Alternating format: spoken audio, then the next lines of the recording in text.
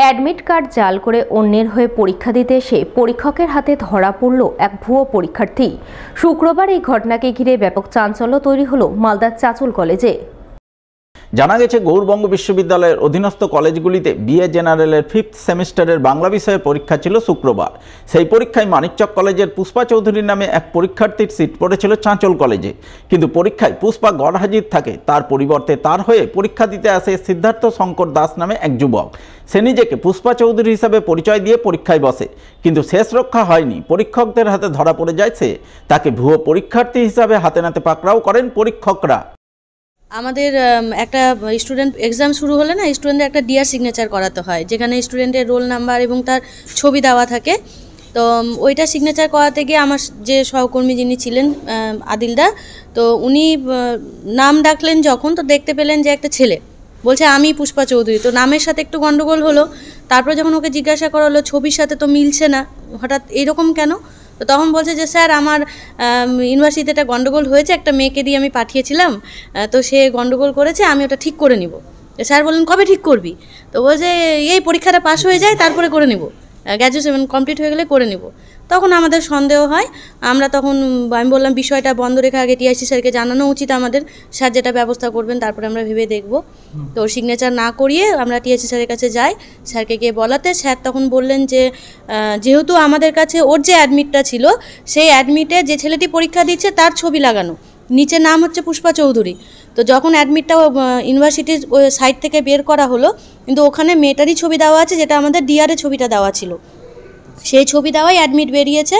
কিন্তু ওর কাছে যেটা আছে সেটা ভুয়ো অ্যাডমিট, মানে ওর ছবি দেওয়া বেরোলো।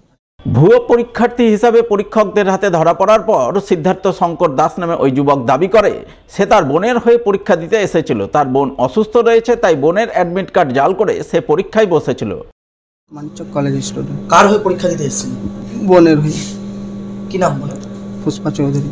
কোন কলেজে সিট করেছে? চাঁচল কলেজে। কেন করতে হলো এটা? কি করলে? মানে অসুস্থ কারণে আমি করেছি, তাই আমি করেছি। কি করেছো? মানে এক্সামটা দিয়েছি ওর হয়ে আমি।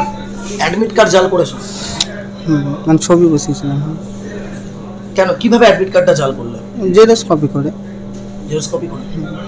তো প্রকৃত পরীক্ষার্থীকে তুমি না তোমার বোন?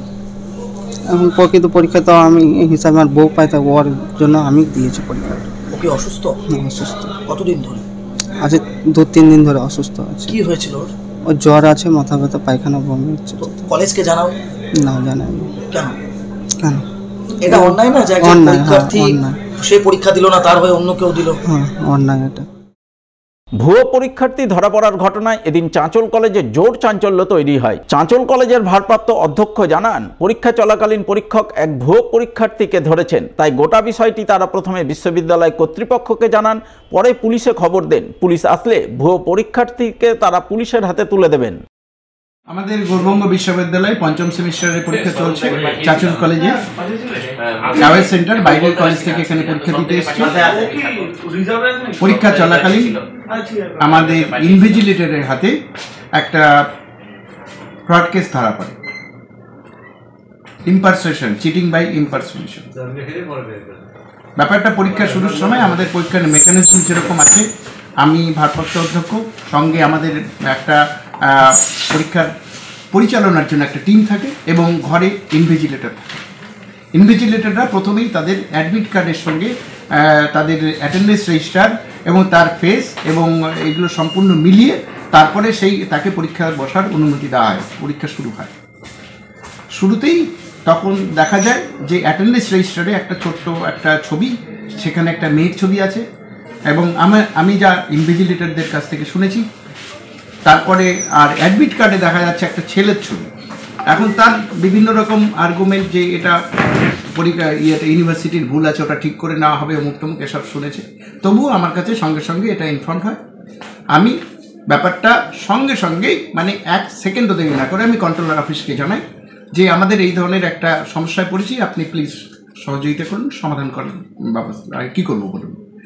উনি সঙ্গে সঙ্গে ওখান থেকে অ্যাডমিট কার্ড ডাউনলোড করে পাঠান। অরিজিনালটা দেখা যায় মেয়ের ছবি আছে। অতএব আমি তখন টিমকে নিয়ে আমি ঘর থেকে ছেলেটিকে বের করে নিয়ে আসি। বললাম তোমাকে বেরিয়ে আসতে হবে, সমস্ত কাগজপত্র সহ, তোমার কাছে যা আছে সব সহ। আমরা পাশের ঘরে রেখেছি ওকে, আমি থানাতে ইনফর্ম করি। Progressive nursing home and hospital অ্যাসোসিয়েশনের মালদা ইউনিটের ষষ্ঠ বার্ষিক সাধারণ সভা হয়ে গেল শুক্রবার। এদিন এই সভা অনুষ্ঠিত হয় মালদা শহরের এক বেসরকারি লজে। উপস্থিত ছিলেন ইংরেজবাজার পৌরসভার চেয়ারম্যান কৃষ্ণেন্দু চৌধুরী, মালদা মার্চেন্টের সভাপতি জয়ন্ত কুণ্ডু, সম্পাদক Uttam Basak, progressive nursing home and hospital অ্যাসোসিয়েশনের রাজ্য সম্পাদক আলহাজউদ্দিন, সংগঠনের জেলা সম্পাদক সঞ্জয় শর্মা সহ আরও অনেকেই। এদিনের সভায় সংগঠনভুক্ত নার্সিংহোম মালিকরা সাংগঠনিক নানান বিষয় ও সমস্যা নিয়ে আলাপ আলোচনা করেন। সেই সঙ্গে রাজ্য স্বাস্থ্য ভবনের অ্যাডভাইজার মেনে নার্সিংহোম পরিচালনার ব্যাপারে সর্বসম্মত সিদ্ধান্ত গ্রহণ করেন বলে জানা গেছে। আগে যেটা পুরাতন দিনে যোগা, হোমিওপ্যাথি, ইউনানি, কবিরাজি, এই ওষুধগুলো এখন আবার সরকার মেনে নিয়েছে। তার জন্য গভর্নমেন্ট অফ ইন্ডিয়া একটা নতুন ডিপার্টমেন্ট খুলেছে, হেলথ ডিপার্টমেন্ট, এবং ন্যাচারালি সব রাজ্যে এটা হচ্ছে। এখন স্বাস্থ্যটা ঠিক রাখলে গভর্নমেন্টের হসপিটাল তৈরি হয়েছে, বেশ কিছু মেডিকেল কলেজ তৈরি হয়েছে, এবং আমাদের মালদাতেও মেডিকেল কলেজ হয়েছে, অনেকটা জায়গায় মেডিকেল কলেজ। আগে একটা নর্থ বেঙ্গলের মধ্যে একটা মেডিকেল কলেজ ছিল, সেখানে এখন অনেকগুলো জায়গায় মেডিকেল কলেজ হয়েছে।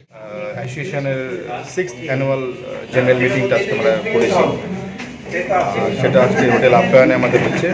আজকে আলোচনার বিষয়বস্তু হচ্ছে যে নার্সিংহোমের ইনফ্রাস্ট্রাকচার নিয়ে এখন আমরা তো একটা সবসময় একটা দায়িত্বপূর্ণ পরিষেবা দিয়ে থাকি সেটা নিয়ে, এবং তার মাঝখানে প্রচুর খামতি আমাদের আছে। প্রপার গাইডলাইন আমাদের কাছে ফায়ার থেকে বা বিভিন্ন ডিপার্টমেন্ট থেকে যে প্রপার গাইডলাইন, যাতে আমরা সুষ্ঠুভাবে এই পরিষেবাটা দিতে পারি, এবং মানুষের জীবন নিয়ে তো আমাদের ছেলে খেলার কোনো অধিকার নেই এবং আমরা করতেও চাই না, যাতে সুষ্ঠু পরিষেবা এবং সঠিক চিকিৎসা আমরা দিতে পারি, তার একটা সঠিক গাইডলাইন দেখানোর জন্য আমাদের আজকে এজিএমটা করা, তার সাথে যে আমাদের সাংগঠনিক যে সভা, যেটা দুটোকে একসাথে মিলিয়ে আমরা এই অনুষ্ঠানটাকে